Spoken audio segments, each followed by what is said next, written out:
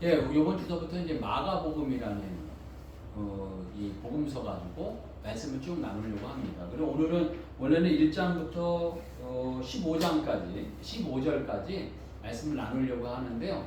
15절까지 다 읽으면 좀 길은 것 같아서 8절 정도까지만 끊어서 말씀을 나누도록 그렇게 하겠습니다. 그래서 되도록이면 한 15절이나 뭐 이 정도 이렇게들 좀 20절 요 사이 상관으로 해서 같이 말씀 나누도록 하겠고요. 이 마가복음을 누가 썼냐면 마가라는 분이 쓰셨어요. 마가라는 분이 쓰셨는데 마가가 누구냐 그러면은 그 예수님이 승천하신 이후에 그 마가의 다락방이라는 곳에서 모여서 기도를 했어요. 사람들이 막 흩어지기가 그러니까 마가의 다락방에 모여서 기도를 했는데 그곳에서 성령이 임하셔가지고 성령 체험을 그때 처음 하게 됩니다. 그래서 막 방언을 하게 되고 이런 역사가 일어나게 되었는데요. 이 마가라는 청년이 근데 약간 믿음 좋은 집안 또 이 다락방이 우리가 생각하는 그 다락방이 아니고 우리로 얘기하면 거실인데 엄청 큰 거실인 것 같아요. 엄청 큰 거실인데 120명이 모일 거실이면 그거 어마어마한 거잖아요. 그러니까 약간 좀 세도도 있고 잘 사는 집안인 것 같아요. 그러다 보니까 이 마가라는 사람이 어떻게 했어요? 그러니까 부잣집 아들로 약간 연약했어요. 연약해가지고 나중에 그 바울이 그 전도여행 갈 때 그 부모님을 보고 아마 데려간 것 같아요. 야, 너도 가자. 그래서 데려갔는데 중간에 힘들다고 도망가 버렸어요. 그러니까 바울은 이거 뭐 강직한 분이잖아요. 이놈의 시새끼 이거 안 돼. 그래갖고 그 다음에 얼굴도 안 봤어요. 얼굴도 안 보다가 나중에 이제 노년이 돼서 이제 얼굴 보고 이렇게 받아주고 했는데 그렇게 이제 그 연약해서 도망간 사람을 또 받아주는 사람이 누가 있었냐면 베드로. 베드로는 또 이렇게 수용성이 많잖아요. 그러니까 얘야 이렇게 와가지고 베드로 밑에서 교육을 많이 받았어요. 그래서 베드로의 수제자가 누구냐 그러면 마가라고 이야기할 때가 많아요. 그러다 보니까 이 마가복음의 이 내용의 전반적인 이 내용은 이 베드로가 전해준 내용을 마가가 정리해서 이야기했다라고 하는 부분이 많이 있습니다. 그래서 이 복음서를 보게 되면 복음서가 뭔 얘기냐면 예수님 이야기. 그 복음서가 4개가 있죠. 우리가 처음에는 마태복음이라는 게 있고요. 두 번째는 마가복음이 있고 세 번째는 누가라는 복음이 있어요. 그리고 마지막 4번째는 요한복음 이렇게 있어서 4개의 복음이 있는데 4개의 복음은 똑같은 이야기를 하고 있어요. 뭔 얘기를 하고 있냐면 예수님 이야기를 하고 있어요. 예수님에 대한 이야기를 저는 그럴 때가 있었어요. 왜 4명이 이렇게 똑같은 얘기를 이렇게 써놨나?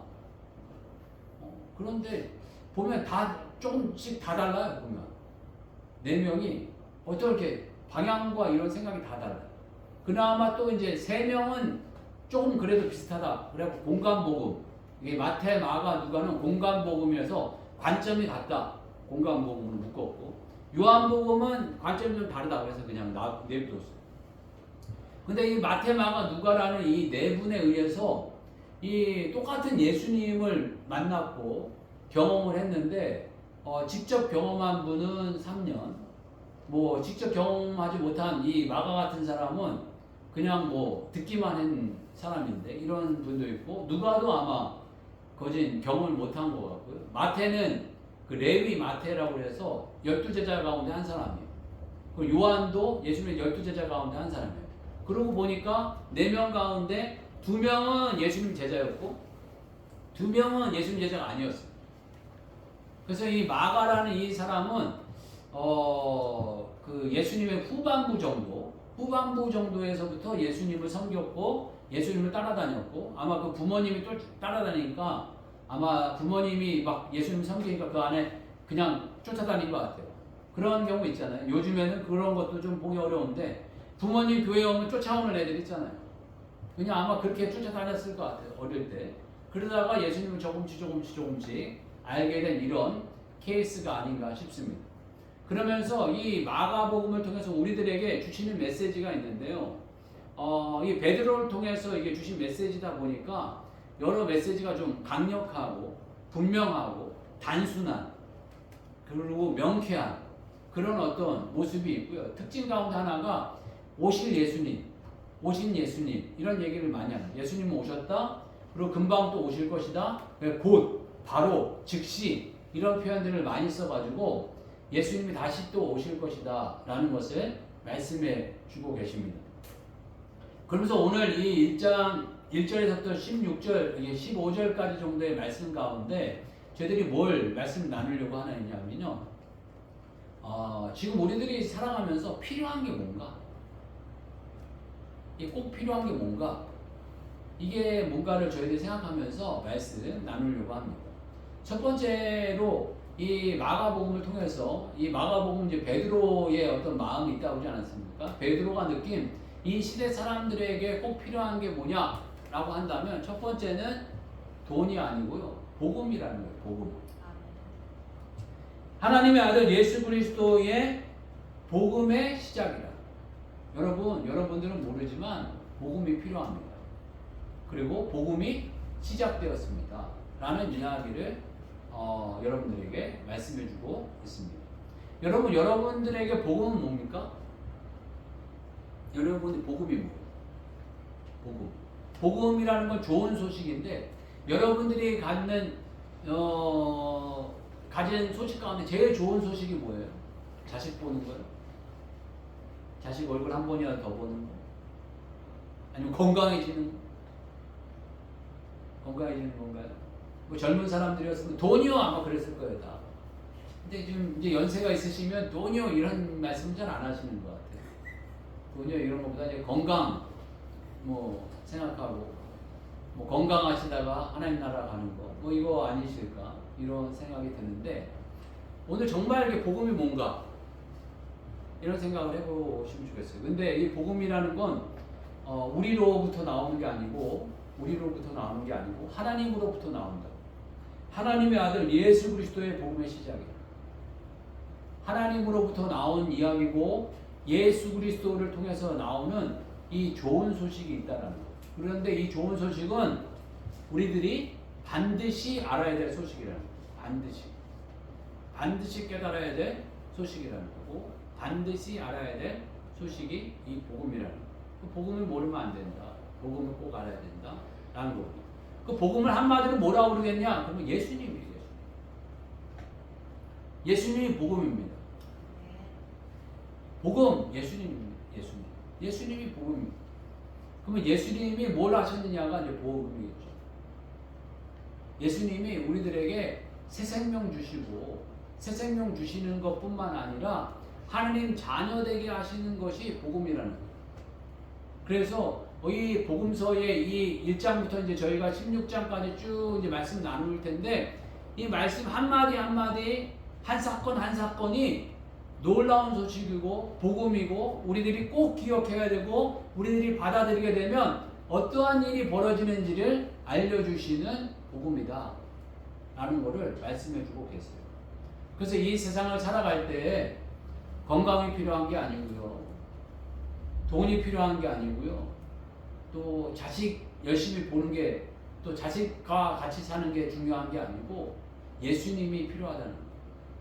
그리고 복음이 필요한 거고, 우리 인간들에게 복음이 들어오면 예수님을 만나면 어떠한 일이 벌어지는지를 이제 알려주시는 사건이 이 오늘 복음서에 대한 사건들이에요. 그래서 그거를 이제 찬찬히 같이 저희들이 배워가고 기억했으면 좋겠고요.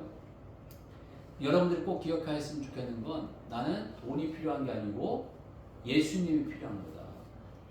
예수님이 필요한 거다. 이거 하나는 꼭 먼저 더 기억했으면 좋겠어요. 예수님이 필요한 거. 나는 돈이 필요한 게 아니고 예수님이 필요하다. 자식 얼굴 한 번 더 보는 게 필요한 게 아니고 예수님 한 번 더 보는 게 필요하다. 예수님 더 보는 게 중요하다. 라는 은혜가 여러분들에게 있어지시길 주님을 축복합니다. 그리고 두 번째로서는요, 우리들에게 필요한 게 있는데요. 그게 뭐냐 하면요, 세례를 받아야 된대요. 세례. 여기 보니까 이게 이 사이트를 침례교 목사님이 만든 거거든요. 그러니까 거기다가 다 이 세례를 침례라고 써가지고 침례 이렇게 했는데 우리 장로교에서 침례라는 단어를 잘 안 쓰고 세례라는 단어를 써요. 세례. 여기 보면 2장부터 쭉 나오는데 4절 보게 되면 세례 요한이 광야에 이르러 라고 표현을 하고 계시고 8절 보게 되면 나는 너희에게 물로 세례를 베풀었거니와 그는 너희에게 성령으로 세례를 베푸시느니라 라고 세례를 강조하고 계시죠. 그리고 또 이제 9절 보게 되면 그때 예수께서 갈릴리 나사렛으로부터 요단강에서 요한에게 세례를 받으시고 라고 이렇게 표현하고 있습니다. 세례를 이렇게 강조하고 있는데요. 세례는 여기 계신 분들 다 받으셨죠? 네. 다 받으셨네요. 보니까 안 받으신 분이 있으신 것 같고 세례는 다 받으셨는데 세례는 그냥 형식적으로 보면 머리에 이렇게 물을 붓고 기도받고 이렇게 하는 게 세례고요. 원래는 이게 약식이고요. 원래는 그 침례예요. 말 그대로 침례를 해야 되는데 침례는 물속에 푹 빠졌다가 다시 나오는 거예요. 물속에 푹 빠졌다가 저기 뚝 나오는 이 사건이에요. 푹 빠졌다가 물속에 완전히 전 몸을 다 담궜다가 빠져나오는 거예요. 그런데 이 형식이 중요한 게 아니고 의미가 중요한 거예요. 의미가. 왜 저렇게 물속에 푹 들어갔다가 다시 이렇게 나오느냐 라는 그것의 의미는 나는 완전히 죽었습니다. 그리고 나는 물에서 나올 때 새롭게 태어났습니다. 물과 성령으로 태어났다는 건요, 육신적으로도 완전히 죽었습니다. 그리고 영적으로도 완전히 죽었습니다. 그렇지만 예수님 안에서 육신적으로도 살고 영적으로도 삽니다. 라는 고백을 형식적으로 하는 거예요. 그런데 이 세례가 언제부터 있었냐? 보니까 이게 구약에서부터 있었다라고도 보긴 하지만 예수님 때 갑자기 등장한 거예요. 갑자기 등장한 거예요. 갑자기 등장하면서 우리 사람들에게 너희는 세례받아야 한다 라는 걸 알려주시는 거예요. 너희는 세례받아야 된다는 걸 알려주시는 거예요. 그리고 예수님께서 첫 사건으로 여러 가지 사건이 있지만 첫 사건, 첫 행동을 하신 게 세례 먼저 받으시는 거예요. 세례 먼저. 신이신 예수님이, 완전하신 예수님이 이 땅에 완전한 인간이셨지만 완전한 신이셔서 이 땅에 오셨는데 완전한 신이신 분이 오셔서 행하신 일이 세례부터 받으신 거예요. 세례. 이 행동은 여러 가지 의미가 있어요. 우리 인간들에게 던지는 의미가 있어요. 완벽한 예수님, 완전한 예수님이 세례 받았으니 나 같은 것도 세례를 반드시 받아야 된다는 것을 알려주시는 거예요. 만약에 예수님이 세례 안 받았으면 정말 건반지인 인간들 많았을 거예요. 예수님도 안 받았는데 내가 왜 받아? 막 이러는 정신 빠진 사람들 많았을 거예요. 뭐 자기가 예수님인 줄 알고 예수님이 안 한 일을 내가 왜? 아마 그랬을런지도 몰라요. 그런데 예수님께서 굳이 안 받으셔도 되는데 이 일을 왜 하셨을까? 이런 생각을 젊었을 때는 많이 가졌어요. 근데 나이가 점점점 들면서 보니까는 인간은 하늘 높은 줄 모르고 교만해가지고요. 예수님께서 이렇게 안 하셨으면 아마 그 세례 안 받겠다고 그러는 사람들 정말 많이 나타났을 거예요. 그렇지만 예수님께서 이 땅에 오셔가지고 세례를 굳이 왜 받으셨나? 이 세례를 왜 보여주셨나? 저희들 잘 생각해 봐야 돼요. 그건 우리가 죽어야 된다는 거예요. 죽어야 돼요. 근본적으로 우리는 죽어야 될 인생이라는 걸 알려주시기도 하고요. 내 생각, 내 판단, 내 말, 내 행동, 내 경험, 이 모든 것들이 주님 안에 다 죽어야 돼요. 다 죽어야 돼요. 다 죽어야 돼요. 다 죽어야 진짜 사는 거예요. 다 죽어야 사는 거예요. 죽을 때 사는 거예요. 죽지 않으면 못 살아요. 주님께서 이 시작부터 하신 이 일을 죽어야 산다라는 걸 보여주신 거예요. 죽어야 산다라는 거. 여러분 주님 안에서 철저히 죽어지시는 인생 되시길 주의 이름으로 축복합니다. 아멘. 죽음이 기쁨입니다. 인간은 정말 내가 날마다 죽어야 돼요. 내가 죽지 않으면 안 돼요. 요한복음 3장 3절 보게 되면 예수께서 대답하여 이르시되 진실로 진실로 내게 이르노니 사람이 거듭나지 아니하면 하나님 나라를 볼 수 없느니라. 거듭난다는 건 다시 태어난다는 거거든요. 그러니까 죽었다가 다시 살아야 된다는데 그렇지 않으면 하나님 나라가 안 보인다는 거예요. 갈라디아서 2장 20절 보게 되면 내가 그리스도와 함께 십자가에 못 박혔나니 그런즉 이제는 내가 사는 것이 아니요 오직 내 안에 그리스도께서 사시는 것이라. 이제 내가 육체 가운데 사는 것은 나를 사랑하사 나를 위하여 자기 자신을 버리신 하나님의 아들을 믿는 믿음 안에서 사는 것이라. 내가 그리스도와 함께 십자가에 못 박혔나니 내가 죽어야 된다는 거예요. 내가 죽었음을 날마다 고백드려야 한다는 것입니다. 정말 이 세상 속에서 보게 되면 내가 안 죽어서 내가 죽지 못해서 벌어지는 일들이 너무 많은 것 같아요. 내가 좀 죽으면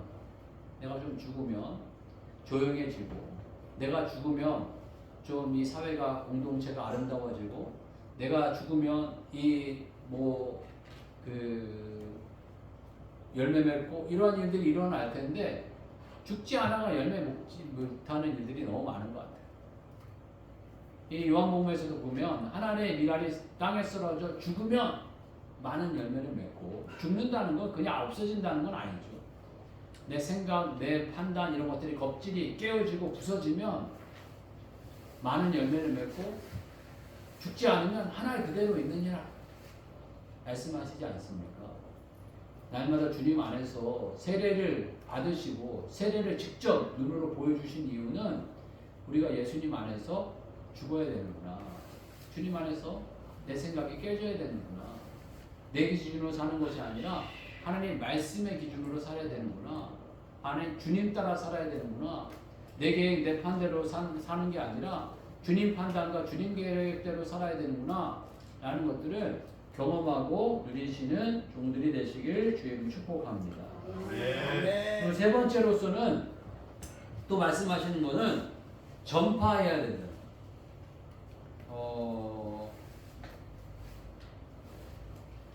그 14절 15절 말씀 보게 되면요. 같이 한번 읽어볼까요? 제가 한 절 읽고 우리 같이 읽고 하겠습니다. 우리 14절 15절 한번 제가 먼저 읽겠습니다. 요한이 잡힌 후에 예수께서 갈릴리에 오셔서 하나님의 복음을 전파하여 때가 찼고 하나님의 나라가 가까이 왔으니 회개하고 복음을 믿으라 하시더라. 아멘. 여기서 보게 되면 예수님이 오셔서 하신 일은 하나님의 복음을 전파하여 알렸다는 거예요. 한편으로는 그런 생각을 해보게 됐어요. 이 복음이 안 알리고 퍼지면 안 되나? 안 알리고 그냥 막 사람들이 깨달아서 막 모여들고 막 이렇게 하면 안 되나? 그런데 하나님께서는 복음 전하는 자가 되기를 원하세요. 예수님께서 이 땅에 오셔가지고 내가 복음 전도하기 위해서 이 땅에 왔다. 이렇게 말씀하고 계세요.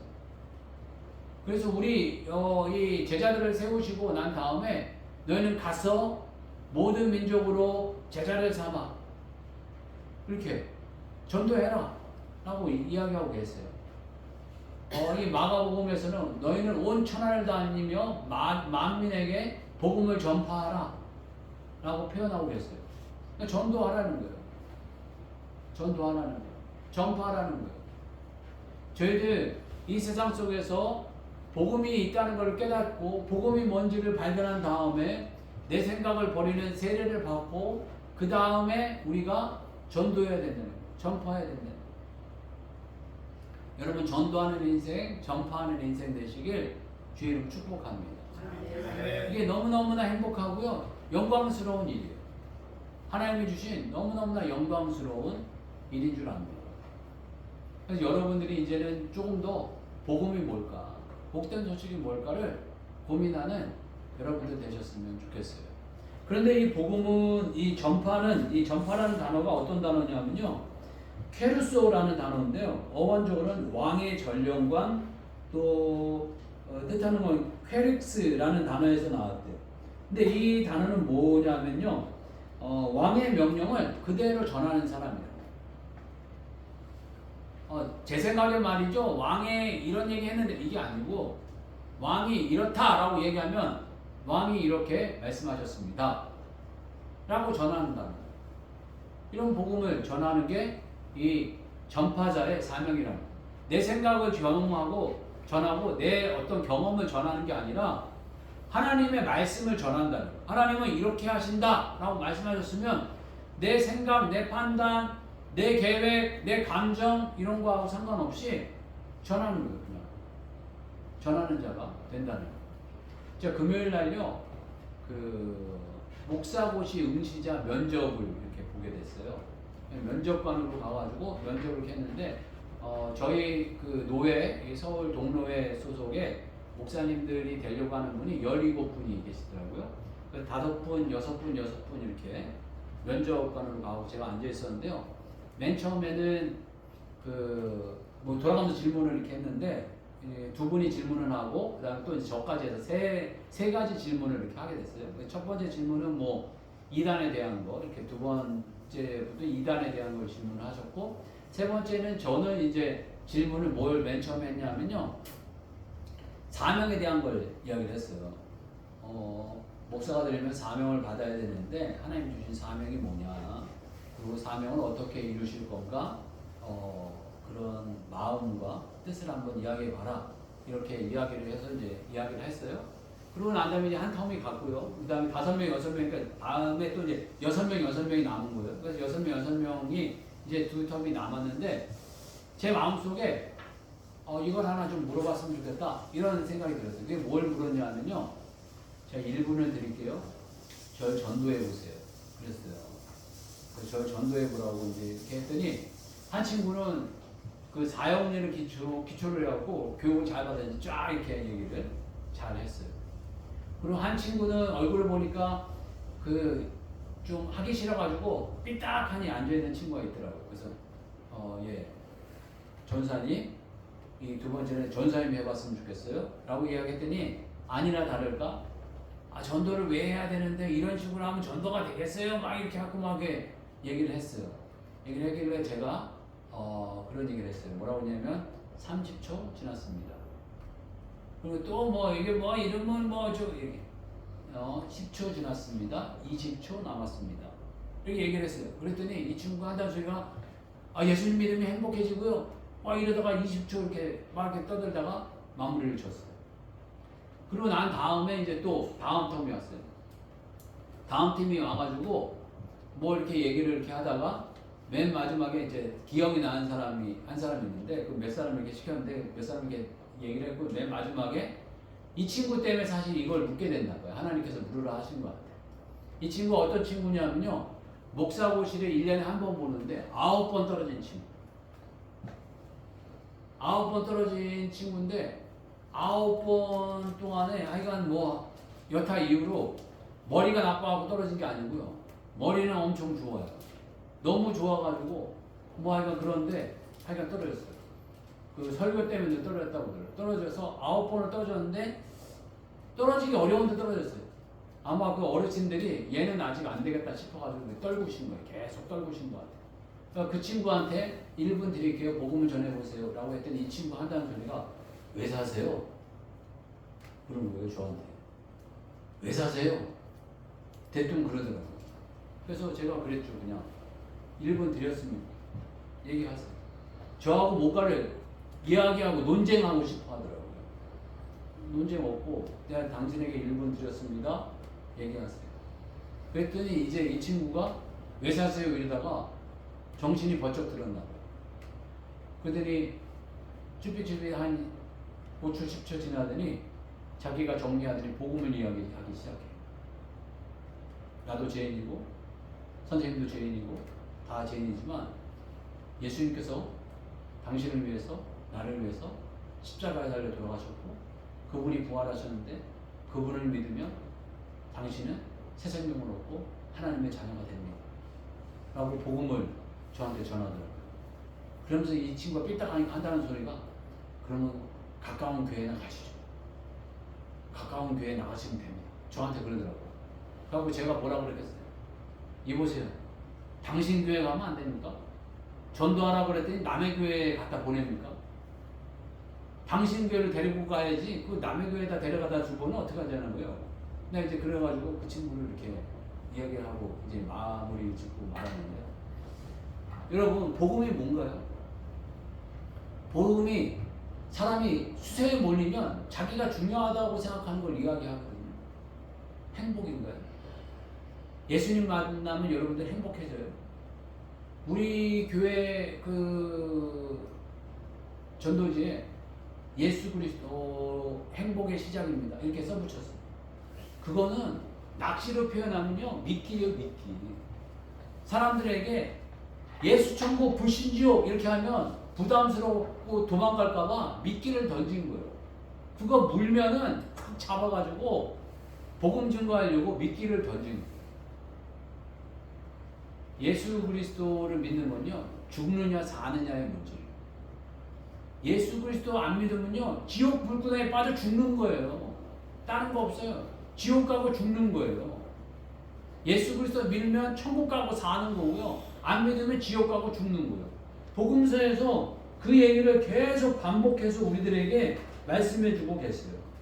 마태복음이 특히 그런 이야기를 하고 계시는데 슬피 울며 이를 갈리라 라는 표현이 6번 나와요. 너희들 예수 그리스도 믿지 않고 니네 멋대로 살게 되면 나중에 슬피 울며 이를 갈게 된다는 것을 6번 반복해서 이야기하신다는 거예요. 6번 계속. 그런데 사람들이 그걸 인정을 안 하는 거예요. 그뿐만 아니라 이 복음서에서 계속 우리들에게 심판에 대한 이야기를 하고 계세요. 마태복음은 특히 이야기하는데 바깥 어두운 데서 분리됨. 하나님과 함께 할 수 없다. 너희들은 완전 분리돼. 예수 그리스도 믿지 않으면 완전 분리 끝. 이렇게 이야기하고 계시고 마가복음은 우리가 이제 계속 이제 공부할 텐데 꺼지지 않는 유황불에 들어갑니다. 구독이 형벌의 영원성 이런 걸 강조하고 계세요. 근데 누가복음은 부자와 나사로 이야기를 하고 계시면서 인생이 역전되는 게 복음이래요. 인생 역전 이게 복음이다 라고 표현하고 계시고 요한은 빛과 어둠으로 표현하고 있어요. 빛, 어둠. 예수 그리스도를 안 믿으면 어둠에 있다 라는 거예요. 복음은 복된 소식, 좋은 소식이라고 해서 우리를 기쁘게 하는 소식이 아니에요. 복음이라고 이렇게 표현했지만 복음은 여러분 사느냐 죽느냐 문제예요. 사느냐 죽느냐. 예수 그리스도를 믿으면 영원히 살고 안 믿으면 영원히 죽는 거예요. 영원히 불구덩이에서 그냥 죽는 거예요. 그리고 끝인 거예요. 다음은 없어요. 끝이에요. 끝. 그러니까 저 자신에게도 물어보게 됐어요. 제가 그 친구들에게 그렇게 물어놓고 한 이틀간 고민이 많았어요. 내가 만약에 어떤 시험관한테 갔는데 당신 1분간 복음 전해봐 라고 했는데 내가 뭐라고 전할까? 내가 뭐라고 이야기할까? 예수 믿으면 살고 예수 믿으면 죽어요! 라고 이렇게 확신 있게 이야기할 수 있을까? 라고 물어봤는데 제가 잘 못할 것 같더라고요. 여러분 복음은 그냥 좋은 소식이 아닙니다. 좋은 소식. 좋은 소식을 넘어서요. 여러분 예수 믿으면 복받고 하나님 자녀 되고 신나고 감사하고 영광스러운 일이지만 안 믿으면 죽어요.